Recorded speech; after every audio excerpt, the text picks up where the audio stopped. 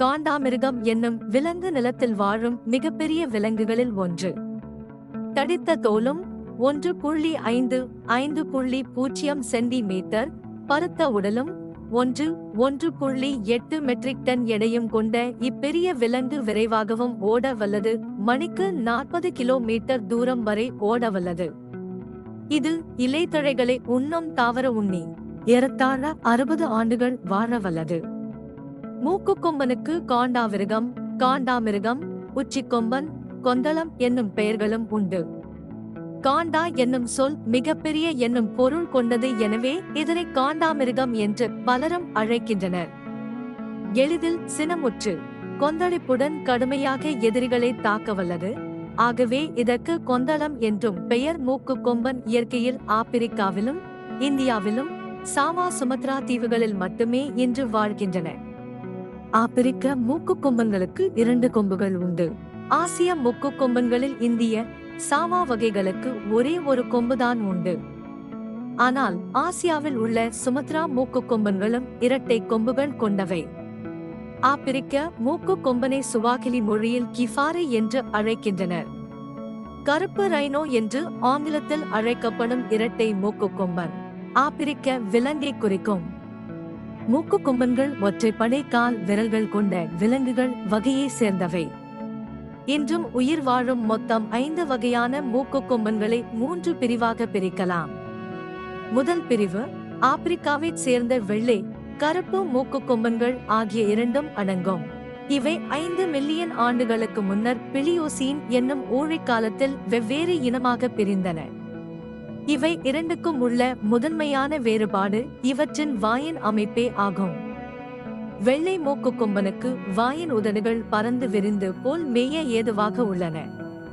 ஆனால் கருப்பு மூக்குக்கொம்பனின் வாய் சற்று குவிந்து கூராக இருக்கும். வெள்ளை என்னும் முன்னொட்டு ஆப்பிரிக்கான மொழியில் பறந்து விரிந்த என்னும் பொருள் கொண்ட WYD என்னும் சொல் மருவி ஒயிட் வெள்ளை என்று ஏற்பட்டதாகும். இது சாம்பல் வெளிர் பழுப்பு நிறமுடையதே, வெள்ளை அல்ல. மூக்கின் மீது இரட்டை கொம்புகள் கொண்ட 2 வகைகளும் ஆப்பிரிக்க இனத்தை சேர்ந்தவை. மீதி உள்ள 3இல் இந்திய மூக்குக்கொம்பனும் சாவா தீவு மூக்குக்கொம்பனும் ஒற்றை கொம்புள்ள ஆசிய வகை மூக்குக்கொம்பன்கள். இவை 2வது பிரிவு ஆகும். இந்திய மூக்குக்கொம்பனும் சாவா மூக்குக்கொம்பனும் ஏறத்தாழ 10 மில்லியன் ஆண்டுகளுக்கு முன்னர் தனி இனங்களாக பிரிந்தன. இவ்வெல்லா மூக்குக்கொம்பன்களை காட்டிலும் மிகச் சிறியதான சுமத்ரா மூக்குக்கொம்பன் 3வது வகை ஆகும். இந்த சுமத்ரா வகைக்கு ஆப்பிரிக்க மூக்குக்கொம்பனைப் போல் இரட்டை கொம்புகள் உண்டு. இது உயரமான மலைப்பகுதிகளும் வாழ வல்லதாகியால் இதன் உடலில் முடி அதிகமாக இருக்கும். வேட்டையாடி கொல்லப்படுவதால் இன்று மிகவும் அழியும் தருவாயில் இருக்கும் சுமத்ரா மூக்குக்கொம்பனின் உலக எண்ணிக்கை 275 தான் என்று கணக்கிட்டுள்ளார்கள். எல்லா மூக்குக்கொம்பன்களும் அழிவுறும் தீவாய்ப்புடன் உள்ளன. இந்திய காண்டாமிருகங்களில் ஏறத்தாழ 2700 மட்டுமே இன்றுள்ளன. அதேபோல ஆப்பிரிக்க வெள்ளை காண்டாமிருகமும் 9000 தான் இன்றுள்ளன. காண்டாமிருகத்தின் உடல் பருமனை ஒப்பிடும் பொழுது இதன் மூளையின் எடை பாலூட்டிகளில் மிகச்சிறியது என்று கருதுகிறார்கள். இதன் மூளையின் எடை ஏறத்தாழ 400-600 கிராம். இது பெரும்பாலும் இலை தழைகளையே உண்ணுகின்றன.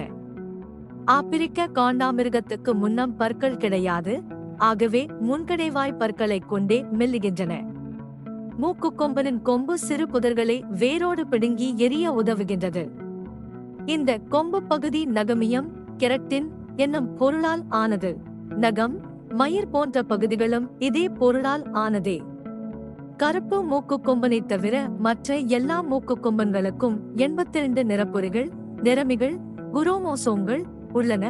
ஆனால் கருப்பு காண்டாமிருகத்துக்கு மட்டும் 84 நிறமிகள் உள்ளன.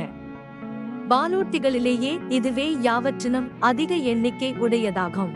இவ்விலங்கு புல், இலை, பழங்கள் மற்றும் நீர்ச்செடிகளை உண்கிறது. இவை காலை, மாலை நேரங்களில் மேயும். இதன் முகத்தின் மேல் முகட்டையை வைத்து புதர்களில் உள்ள புற்களை மணக்கி பின் மென்று தின்னும் பழக்கத்தை கொண்டதாகும். காண்டாமிருகங்களுக்கு கண் பார்வை குறைவாக உள்ளது.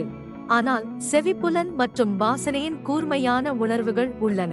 பெரும்பாலானவர்கள் மனிதர்களை தவிர்க்க விரும்புகிறார்கள், ஆனால் ஆண்களும் கன்றுகளுடன் கூடிய பெண்களும் சிறிய தூண்டுதலுடன் கட்டணம் வசூலிக்கலாம். கருப்பு காண்டாமிருகம் டைசரோஸ் பைகானிஸ் பொதுவாக உடல்நிலை சரியில்லாதது மற்றும் கணிக்க முடியாதது மற்றும் எந்த அறிமுகமில்லாத ஒலி அல்லது வாசனையையும் வசூலிக்கக்கூடும். காண்டாமிருகங்கள் மொத்தமாக இருந்தாலும் அவை குறிப்பிடத்தக்க வகையில் சுறுசுறுப்பானவை. கருப்பு காண்டாமிருகம் தடிமனான தூரிகையில் கூட மணிக்கு சுமார் 45 கிலோமீட்டர் 30 மைல் வேகத்தை அடையும், மேலும் சார்ஜ் தவறிய பிறகு வேகமாக திரும்பும். யானைகளைப் போலவே காண்டாமிருகங்களும் இதை பயன்படுத்தி தொடர்பு கொள்கின்றன. மனித செவித்திறன் வாசலுக்கு கீழே இருக்கும் அகச்சிவப்பு அதிர்வெண்கள். அகச்சிவப்பு அதிர்வெண்களை பயன்படுத்துவது காண்டாமிருகங்கள் அடர்த்தியான தாவரங்களில் வசிக்கும் இடங்களில் ஒன்றோடு ஒன்று தொடர்பில் இருப்பதற்காகவும், பெண்கள் இனப்பெருக்கம் செய்ய விரும்பும் போது ஆண்களுக்கு விளம்பரம் செய்வதற்கும் ஒரு தழுவலாக இருக்கலாம். காண்டாமிருகங்கள் மிகப்பெரியவை. குதிரைகள் மற்றும் வரி குதிரைகளை உள்ளடக்கிய குழம்பு பாலூட்டிகளின் வரிசை. பாலூட்டிகளில் மிகப்பெரிய உடல் அளவின் அம்சங்களில் ஒன்று குறைந்த இனப்பெருக்க விகிதம் ஆகும். காண்டாமிருகங்களில் பெண்கள் சுமார் 6 வயது வரை கருத்தரிக்க மாட்டார்கள். கர்ப்பகாலம் நீண்டது. பெரும்பாலான இனங்களில் 16 மாதங்கள். அவை ஒரு நேரத்தில் ஒரு கன்றுக்குட்டியை மட்டுமே பெற்றெடுக்கின்றன. கன்றுகளுக்கு இடையில் பிறந்த காலம் 2 முதல் 4.5 ஆண்டுகள் வரை இருக்கலாம். இவ்வாறு பல இனப்பெருக்க வயதுடைய பெண்களை வேட்டையாடுபவர்களுக்கு இழப்பது காண்டாமிருகத்தின் எண்ணிக்கையை மீட்டெடுப்பதை வெகுவாக குறைக்கும்.